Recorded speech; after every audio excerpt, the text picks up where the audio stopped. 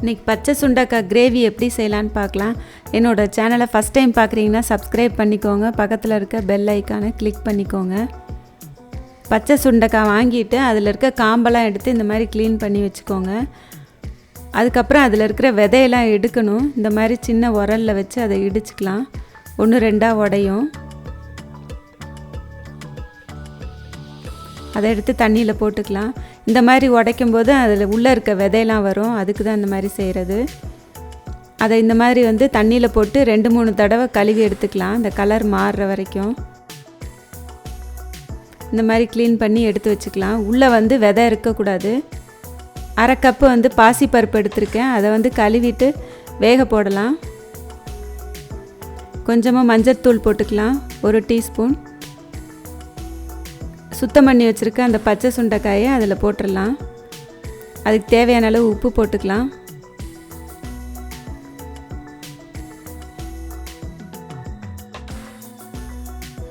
ஒரு பெரிய வெங்காயம் இந்த மாதிரி கட் பண்ணி வச்சுருக்கேன், அதையும் அதோடு சேர்த்துடலாம்.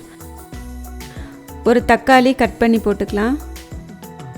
2 பச்சை மிளகாய் இந்த மாதிரி கீறி போட்டுக்கோங்க. போட்டு எல்லாத்தையும் மிக்ஸ் பண்ணலாம். அதுக்கு தேவையான அளவு தண்ணி ஊற்றிக்கலாம். இது கொஞ்சம் நேரம் வேகட்டும்.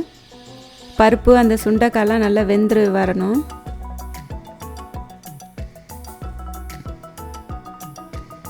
தண்ணி பத்தலைன்னா இன்னும் கொஞ்சம் கூட ஊற்றிக்கலாம். மிக்ஸி ஜாரில் 1 கப் தேங்காய் சேர்த்துக்கலாம். 1/2 டீஸ்பூன் ஜீரகம் போட்டுக்கலாம். 1/2 டீஸ்பூன் மிளகு கொஞ்சம் போட்டுக்கலாம். போட்டு இதை பேஸ்ட் மாதிரி அரைச்சி எடுத்துக்கணும். இந்த மாதிரி திரும்ப நல்லா கிண்டி விட்டுட்டு, இந்த நேரத்தில் நல்லா வெந்திருக்கும். சுண்டைக்காய் பருப்பு எல்லாமே நல்லா வெந்திருக்கும். அரைச்சி வச்சுருக்க தேங்காய் விழுது அதில் சேர்த்துடலாம். சேர்த்துட்டு கொஞ்சமாக தண்ணி ஊற்றிக்கோங்க. ஊற்றி நல்லா மிக்ஸ் பண்ணலாம்.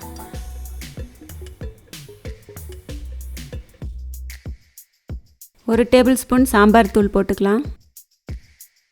காரத்துக்கு ஏற்ற மாதிரி போட்டுக்கோங்க. போட்டு அதையும் நல்லா மிக்ஸ் பண்ணி விடணும். அந்த பச்சை ஸ்மெல்லு போகிற வரைக்கும் அது கொஞ்சம் வேகணும்.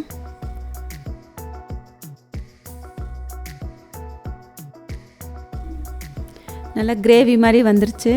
இப்போ நம்ம தாளித்து போட்டுக்கலாம். வெங்காயம், கருவேப்பிலை, கடுகுலாம் போட்டு தாளித்து இதில் கொட்டிடலாம். கொட்டிட்டு எல்லாத்தையும் கலந்து விடணும்.